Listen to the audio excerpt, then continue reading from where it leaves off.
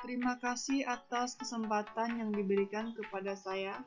Perkenalkan, nama saya Ermawati, NPM 1940401131. Baiklah, di sini saya akan mempresentasikan materi tentang aplikasi eksternal, sistem informasi strategik, dan sistem interorganisasi.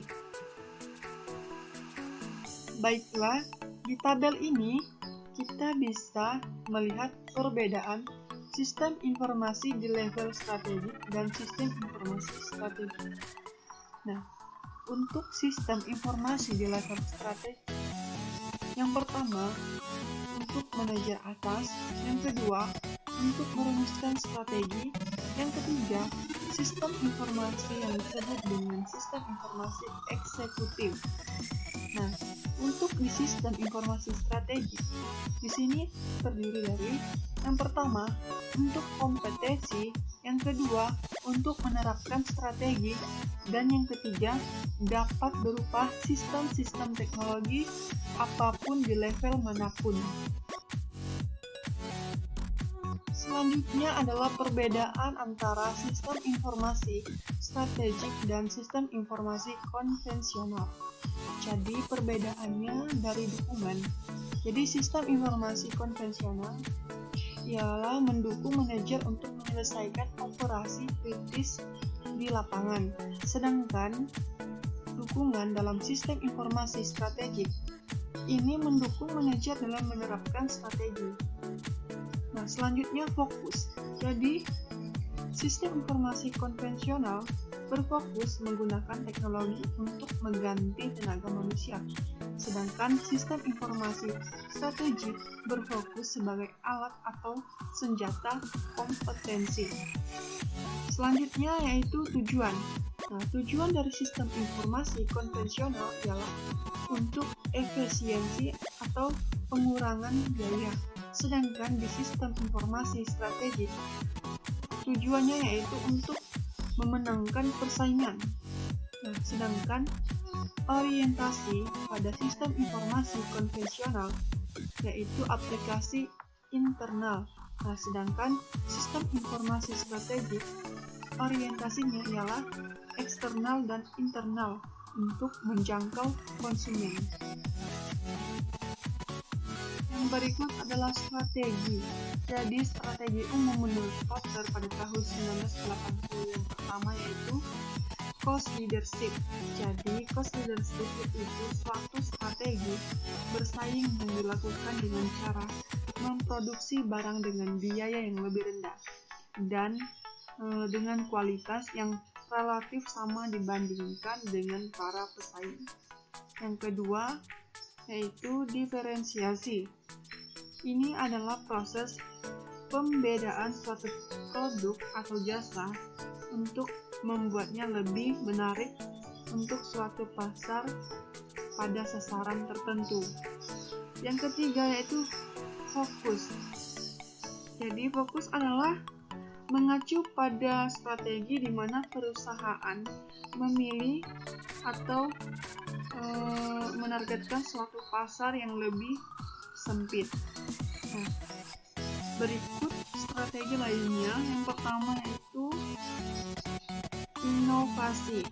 Jadi inovasi ini adalah implementasi praktis ide-ide yang menghasilkan pengenalan barang atau jasa atau peningkatan dalam menawarkan barang atau jasa.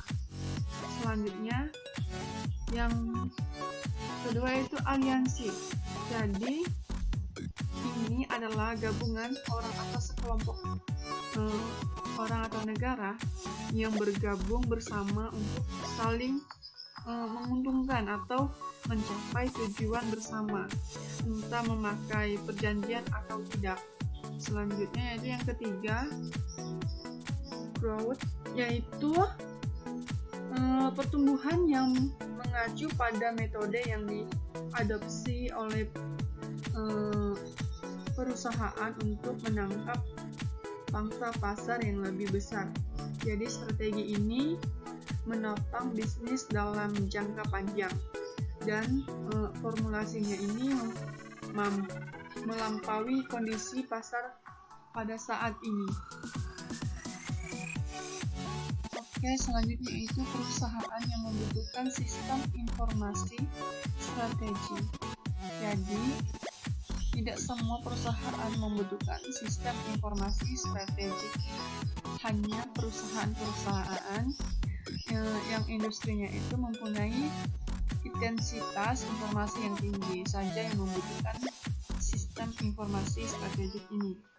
Nah, di sini kita bisa melihat pada gambar tinggi dan rendahnya pengaruh strategi dari sistem-sistem yang ada.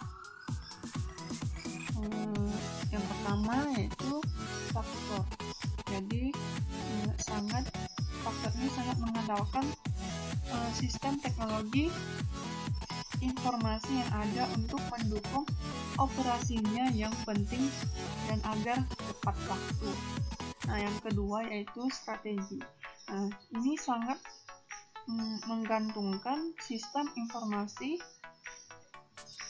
baik sekarang ataupun di masa yang akan datang. Nah, yang ketiga yaitu support. Jadi tidak menggantungkan sistem teknologi informasi baik sekarang maupun yang akan datang untuk mendukung strateginya. Nah, yang keempat itu turn around, yaitu belum menggantungkan sistem teknologi informasi untuk memenangkan persaingan. Namun di masa yang mendatang sistem teknologi informasi ini akan sangat dibutuhkan untuk kepentingan strateginya. Selanjutnya faktor-faktor untuk menuju kesuksesan. Jadi yang pertama yaitu organisasi harus mempunyai visi teknologi informasi.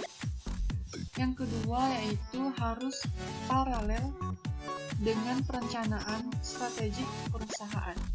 Nah, yang ketiga menjadi yang pertama. Nah, yang keempat yaitu kreatif dalam memperluas jangkauan. Berikut adalah faktor-faktor yang bisa mengakibatkan kegagalan.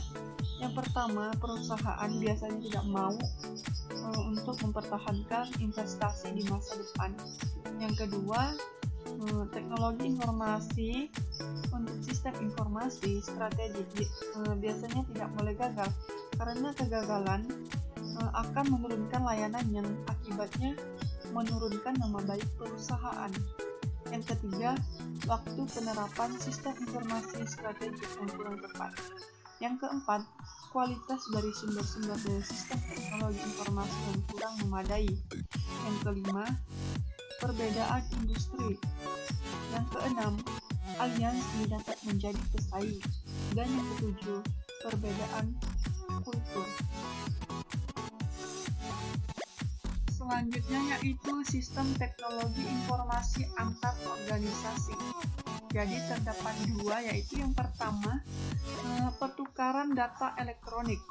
Jadi ini adalah proses data yang terstruktur dalam format standar yang disetujui dari satu sistem komputer ke sistem komputer lainnya dalam bentuk elektronik. Nah, yang kedua yaitu e-commerce, yaitu kumpulan teknologi aplikasi dan bisnis yang menghubungkan perusahaan atau perseorangan sebagai konsumen untuk melakukan transaksi elektronik, pertukaran barang, dan pertukaran informasi melalui internet atau televisi atau jaringan komputer lainnya.